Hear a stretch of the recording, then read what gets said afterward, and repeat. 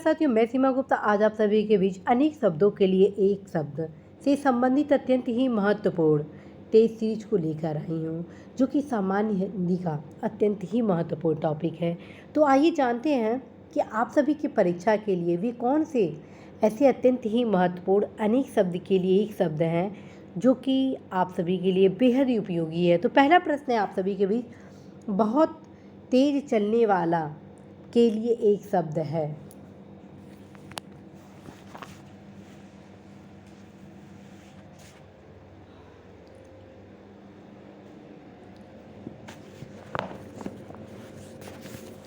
साथियों, बहुत तेज चलने वाला शब्द समूह के लिए द्रुतगामी शब्द सही है। पीछे की ओर चलने वाला पश्चगामी तथा शीघ्र चलने वाला शीघ्रगामी होता है और पीछे चलने वाला अनुगामी होता है। इस प्रकार से बहुत तेज चलने वाला का सही उत्तर हुआ साथियों ऑप्शन बी, द्रुतगामी। ऑप्शन बी, द्रुतगामी। फिर से सुने, बहुत तेज चलने वाला शब्द समूह के लिए द्रुतगामी शब्द होगा। पीछे की ओर चलने वाले को पश्चगामी कहा जाएगा, शीघ्र चलने वाले को शीघ्रगामी कहा जाता है और पीछे चलने वाला उसे क्या कहते हैं, अनुगामी कहा जाता है। तो नेक्स्ट देखते हैं क्वेश्चन। नेक्स्ट है, दिए गए शब्दों में से कौन सा शब्द जो अवैध संतान हो वाक्य के लिए उपयुक्त है।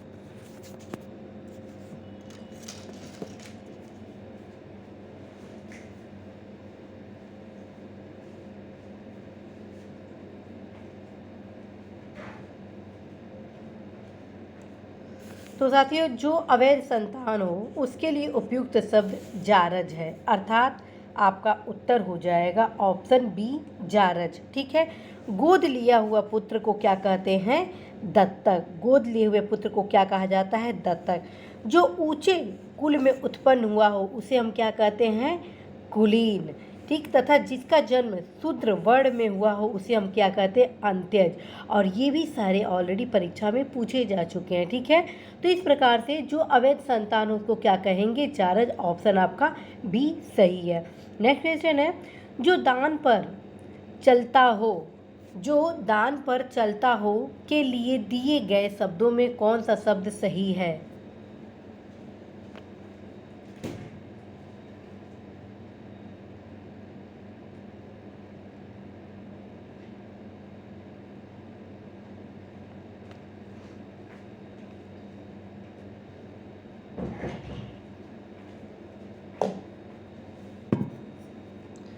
तो साथियों, इसका सही उत्तर होगा ऑप्शन ए, दानवृत्ति। जी हाँ, इसका सही उत्तर होगा ऑप्शन ए, दानवृत्ति।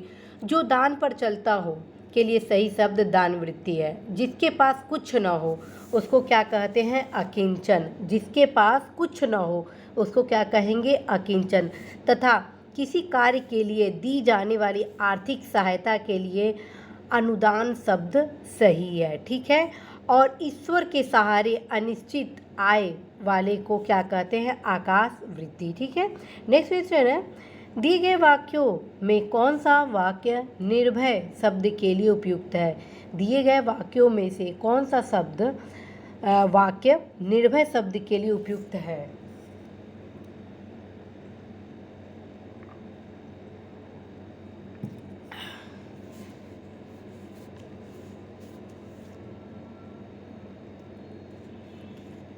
तो साथियों, इसका सही आंसर होगा ऑप्शन बी, जिसे किसी का भय न हो। जिसे किसी का भय ना हो, निर्भय शब्द के लिए उपयुक्त वाक्य जिसे किसी का भय ना हो। जो किसी से न डरे तो उसको क्या कहेंगे, निडर। तथा जो पुरुष कायर या कुत्सित है उसके लिए उपयुक्त शब्द कापुरुष है। और जिसे उत्साह न हो उसे निरुत्साह कहते हैं। तो नेक्स्ट क्वेश्चन है साथियों, नेक्स्ट क्वेश्चन है, किसी कार्य के लिए दी जाने वाली आर्थिक सहायता वाक्य हेतु उपयुक्त शब्द है।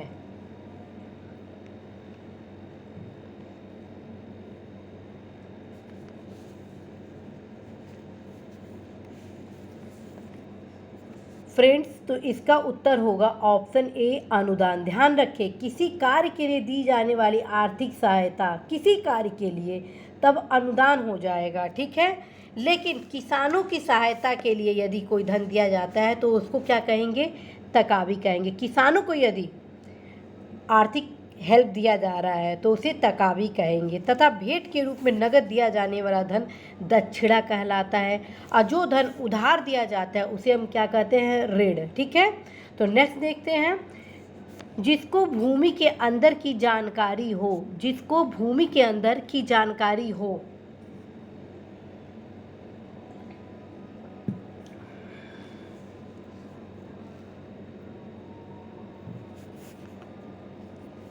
साथियों जिसको भूमि के अंदर की जानकारी हो के लिए सही शब्द है भूगर्भवेत्ता।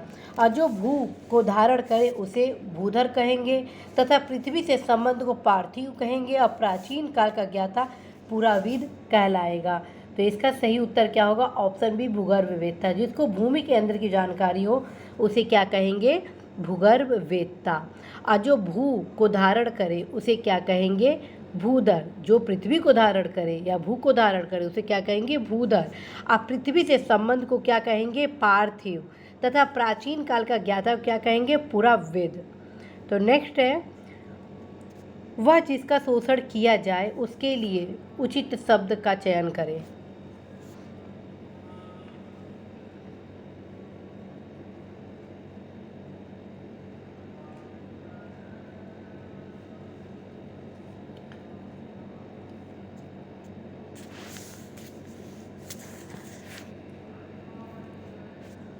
तो साथियों इसका सही आंसर होगा ऑप्शन ए। ठीक है, ऑप्शन ए शोषित। वह जिसका शोषण किया जाए उसको शोषित कहते हैं। और निम्न जाति में जन्म लेने वाले को क्या कहेंगे? अंत्यज कहेंगे। निम्न जाति में जन्म लेने वाले को अंत्यज कहेंगे। तथा जिस पर हमला न किया गया हो उसे अनाक्रांत कहेंगे। जिस पर हमला न किया गया उसे अनाक्रांत कहेंगे। और जो शोषण करता हो उसे क्या कहेंगे? शोषक। तो नेक्स्ट क्वेश्चन है, किसी बड़े आदमी के निधन की वार्षिक तिथि के लिए उचित वाक्य है। किसी बड़े आदमी के निधन की वार्षिक तिथि के लिए उचित वाक्य है।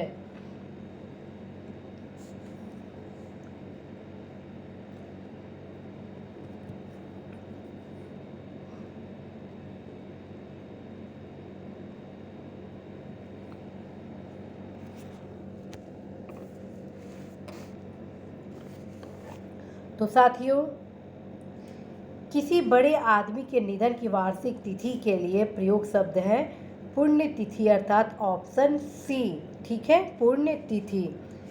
और किसी के जन्म लेने के दिन को क्या कहेंगे? जन्मदिन। किसी के जन्म लेने वाले दिन को क्या कहते हैं? जन्मदिन। और किसी के जन्म के समय होने वाला उत्सव को क्या कहते हैं? जन्मोत्सव। ओके, और वर्ष में मनाए जाने वाले उत्सव को क्या कहते हैं? वार्षिकोत्सव। तो नेक्स्ट क्वेश्चन है, जिसे पराजित न किया जा सके, जिसे पराजित न किया जा सके के लिए उपयुक्त शब्द है।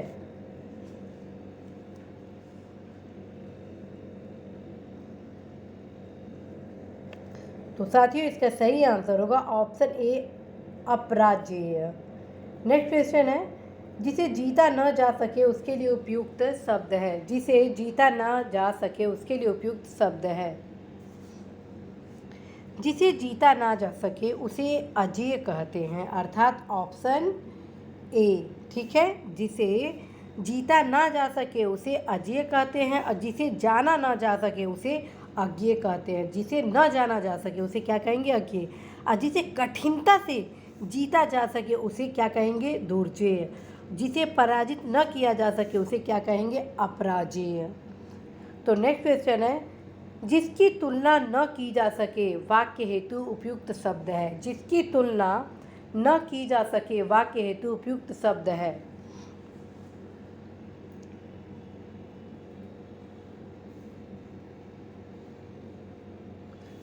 तो साथियों जिसकी तुलना न की जा सके उसके लिए प्रयोग होगा अतुलनीय, अर्थात ऑप्शन सी हो जाएगा। ठीक है, और जिसकी उपमा न हो उसे अनुपम तथा जिसके समान कोई दूसरा न हो उसे क्या कहेंगे? अद्वितीय। और जो वंदना के योग्य न हो उसे अवंदनीय कहेंगे। तो नेक्स्ट है, जिसके 4 पद है के लिए उपयुक्त शब्द है। जिसके 4 पद है के लिए उपयुक्त शब्द है। तो फ्रेंड्स इसका सही उत्तर बताइए। इसका सही उत्तर होगा ऑप्शन बी चतुष्पद। ठीक है, ऑप्शन बी चतुष्पद। जिसके 4 पद हैं के लिए उपयुक्त जो शब्द है वो है चतुष्पद अथवा चौपाया। और जिसकी 4 भुजाएं हों उसे क्या कहेंगे? चतुर्भुज। जिसकी 4 भुजाएं हों उसको क्या कहेंगे? चतुर्भुज। और जिस स्थान से 4 रास्ते निकलते हो उसको हम क्या कहेंगे? चौराहा। ठीक है, जिस स्थान से 4 रास्ते निकलते हो उसको चौराहा कहेंगे। और जिसके 4 कोण हो उसको हम क्या कहेंगे? चतुष्कोण। जिसके 4 कोण हो उसको हम कहेंगे चतुष्कोण। तो नेक्स्ट देखिए, जो क्षमा पाने लायक है के लिए उपयुक्त शब्द है। जो क्षमा पाने लायक है के लिए क्या प्रयोग करेंगे शब्द?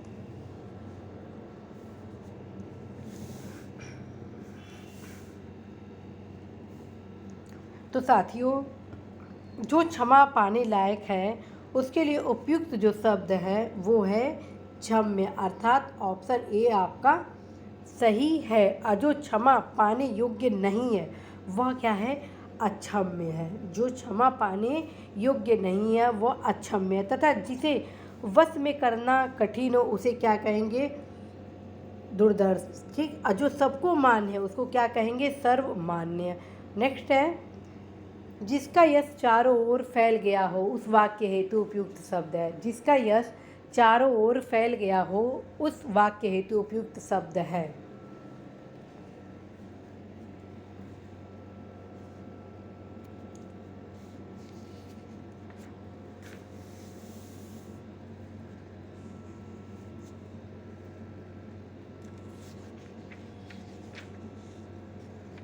तो साथियों, इसका सही आंसर होगा ऑप्शन बी, यशस्वी। जिसका यश चारों ओर फैल गया हो उसे क्या कहेंगे? यशस्वी। जिसका यश चारों ओर फैल गया हो उसको हम क्या कहेंगे? यशस्वी। और जिसने प्रतिष्ठा प्राप्त कर ली हो उसको क्या कहेंगे? प्रतिष्ठित। जिसने प्रतिष्ठा प्राप्त कर ली हो उसको क्या कहेंगे? प्रतिष्ठित। और मनुष्य के पुरुषार्थ द्वारा रचा गया उसे क्या कहेंगे? परुषेय। मनुष्य के पुरुषार्थ द्वारा रचा गया को क्या कहेंगे? परुषेय। और जिसकी इच्छाएं बहुत ऊंची हो उसके लिए उपयुक्त शब्द है महत्वाकांक्षी। तो नेक्स्ट क्वेश्चन देखते हैं। नेक्स्ट है, बढ़ा चढ़ा कर कहना के लिए एक शब्द है। बढ़ा चढ़ा कर कहना के लिए एक शब्द है।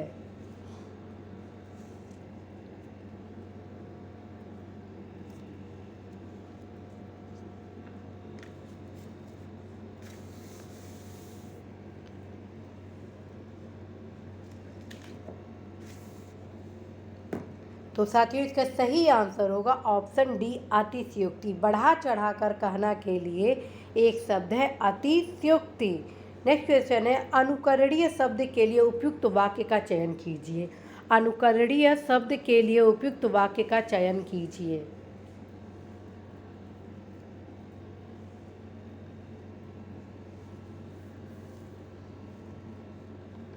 साथियों, इसके लिए सही उत्तर हो जाएगा ऑप्शन ए, जो अनुकरण करने योग्य हो। अनुकरणीय शब्द के लिए उपयुक्त वाक्य जो अनुकरण करने योग्य हो है।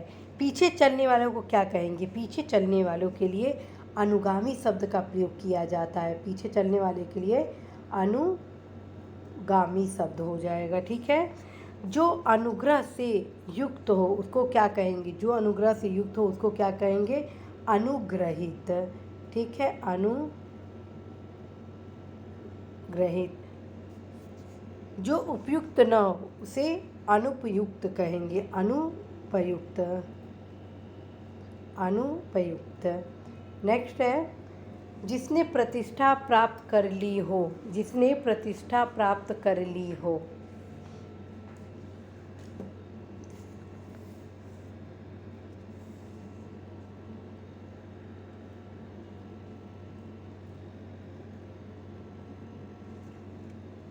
साथियों, जिसने प्रतिष्ठा प्राप्त कर ली हो वाक्य हेतु उपयुक्त जो एक शब्द है वो है प्रतिष्ठित, अर्थात ऑप्शन आपका सी, प्रतिष्ठित।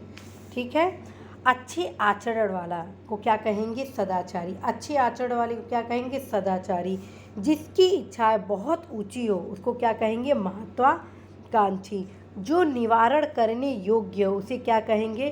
प्रतिवाय। जो निवारण करने योग्य उसे प्रतिवाय कहेंगे। नेक्स्ट क्वेश्चन है, जो मरने को इच्छुक हो, जो मरने को इच्छुक हो शब्द समूह के लिए सही शब्द का चयन करने के बताया गया है।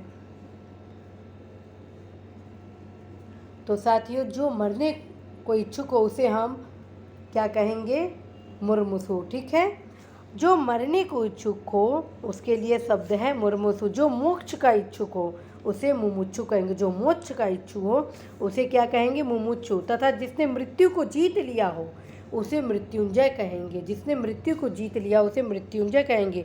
और जो मरने के समीप हो उसको मरणासन कहेंगे। और ये चारों अत्यंत ही इम्पॉर्टेंट है। अभी फिर से एक बार क्लियर कर लीजिए। जो मरने को इच्छुक हो उसे मुर्मुसु कहेंगे, और जो मोक्ष को इच्छुक हो उसे मुमुक्षु कहेंगे। ठीक है, जो मोक्ष का इच्छुक हो उसे मुमुक्षु कहेंगे। जिसने मृत्यु को जीत लिया उसको मृत्युंजय कहेंगे। जिसने मृत्यु को जीत लिया हो उसको मृत्युंजय कहते हैं। और जो मरने के समीप हो उसे मरणासन्न कहते हैं। तो नेक्स्ट है क्वेश्चन, मरणासन अवस्था वाला के लिए एक शब्द है, अभी आपको बताया गया है।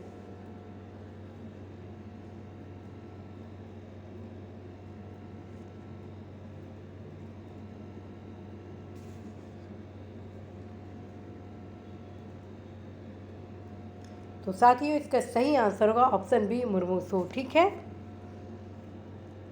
नेक्स्ट क्वेश्चन है, विधुर शब्द के लिए, विधुर शब्द के लिए एक वाक्य है।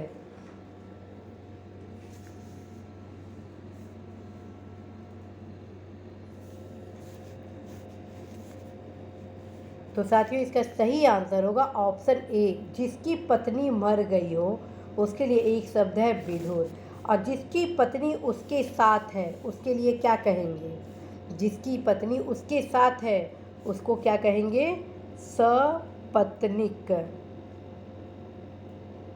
ओके, वह पुरुष जिसकी पत्नी उसके साथ नहीं है तो बी पत्निक कहेंगे, बी पत्निक। वह स्त्री जिसका पति परदेश से आ गया हो उसे आगत पतिका कहेंगे, आगत पतिका कहेंगे। तो साथियों, आप सभी के बीच आज भी तमाम महत्वपूर्ण प्रश्न लाए गए जो कि आप सभी के परीक्षा के दृष्टिगत अत्यंत ही महत्वपूर्ण है। आज आप सभी के बीच लगभग 20 प्रश्न संख्या के दृष्टिगत इस टेस्ट सीरीज में लाया गया, लेकिन अप्रत्यक्ष रूप से बहुत सारे ऐसे प्रश्नों की तैयारी करवाई गई जो कि आप सभी के परीक्षा के लिए अत्यंत ही महत्वपूर्ण है।